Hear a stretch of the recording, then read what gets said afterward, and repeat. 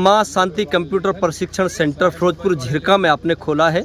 आखिर मेवात को ही सर आपने क्यों चुना है, और वो भी लड़कियों के लिए फ्री में एजुकेशन जो वहाँ कंप्यूटर शिक्षा दी जा रही है, तो इसको लेकर सर क्या सभी लोग कहते हैं कि हरियाणा में सबसे ज़्यादा पिछड़ा एरिया जो है नूह का एरिया है, और इस एरिया में को आगे बढ़ाने के लिए सबसे ज़्यादा ज़रूरत है कि हमारी जो लड़कियां हैं, महिलाएं हैं, इनको मजबूत बनाया जाए। तो इसलिए जो है उनके माध्यम से वो पूरा उनका घर परिवार मजबूत होगा। जब उनको आत्मसम्मान मिलेगा ना, जब काम करेंगी, अच्छा कंप्यूटर सीखने के बाद उनको नौकरी मिलेगी, कंप्यूटर सीखने के बाद अपना काम करके आर्थिक अर्जन करेंगी, तो उनकी वैल्यू बढ़ेगी, उनको सम्मान मिलेगा।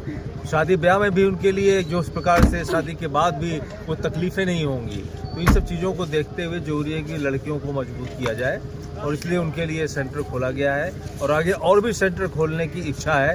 ऊपर वाले की जैसी मेहरबानी होगी उसके हिसाब से चीज़ों को हम लोग करने में कामयाब होंगे। और जब लड़कियां मजबूत होंगी तो देश मजबूत होगा, और जो हमारा तिरंगा है उसकी शान में इजाफा होगा, वो आगे बढ़ाएगा, ठीक से लहराएगा, उसकी शान बढ़ेगी। इसलिए सर अगर बात की जाए तो अभी आपके एक सेंटर फिरोजपुर झिरका में चल रहा है, माँ शांति कंप्यूटर सेंटर, तो लड़कियों के लिए वो फ्री ऑफ कॉस्ट है, यानी कि किसी प्रकार का कोई पैसा नहीं लिया जाता।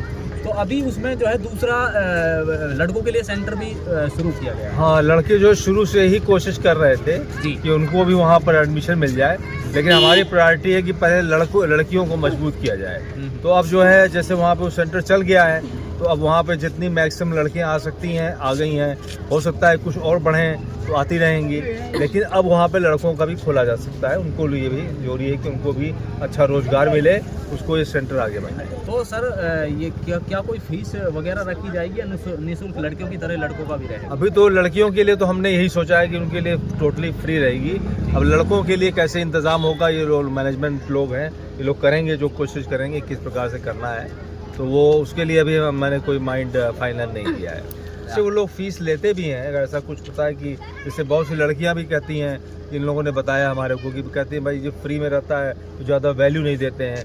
तो इसलिए लड़कों के केस में जो बहुत गरीब हैं, बहुत कमज़ोर हैं, जिनको नहीं अफोर्ड कर सकते, तो उनको तो फ्री दी जाएगी कि भाई जिनके पास है ही नहीं है, जो कर सकते हैं, और एक रीजनेबल जो मार्केट में जो रेट चल रहा होगा उससे काफ़ी कम करके उनको मौका दिया जाएगा कि वो उसमें अपना करें।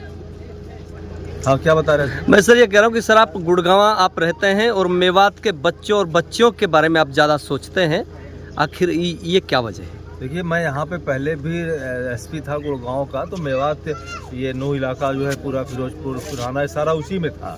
94-95 की बात है। तब से मेरा यहाँ पे आना जाना और लगाव रहा, और मैंने देखा कि यहाँ के लोग कितने मजबूत हौसला वाले हैं। बच्चे, जैसे मैं घोड़े पे जाता था कहीं पहाड़ी पे चढ़ने के लिए, तो यहाँ के यंग लोग जो हैं वो दौड़ के ही पहुँच जाते थे, साथ ही साथ ऑलमोस्ट लगभग साथ ही साथ।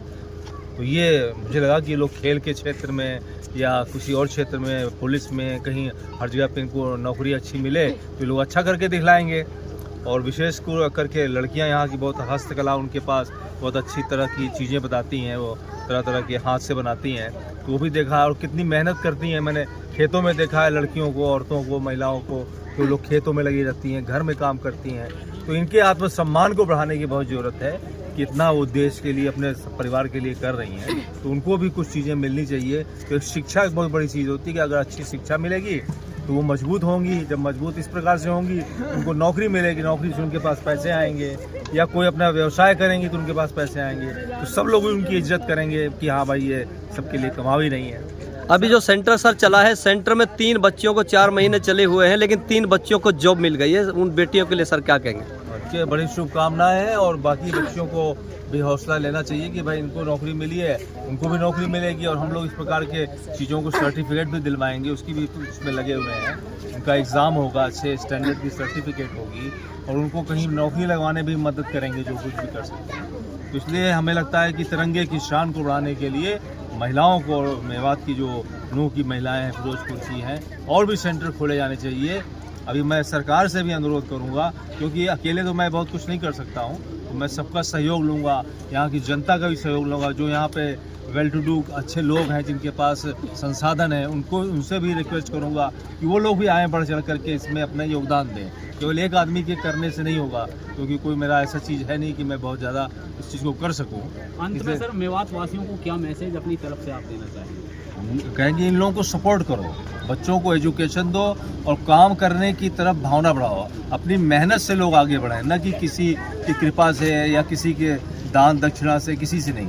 अपनी मेहनत पे विश्वास रखें और आपस में लड़े भिड़े नहीं, दहेज वगैरह जैसी प्रथाएं हैं उनसे दूर रहें, नशाखोरी से दूर रहें, उस चीज़ को, क्योंकि वो आदमी को कमज़ोर करती है ये सब चीज़ें। इसलिए मजबूत बनो, आप लोगों के अंदर ताकत है और आप अपने देश का नाम रोशन करो। मैं कहूँ धन्यवाद।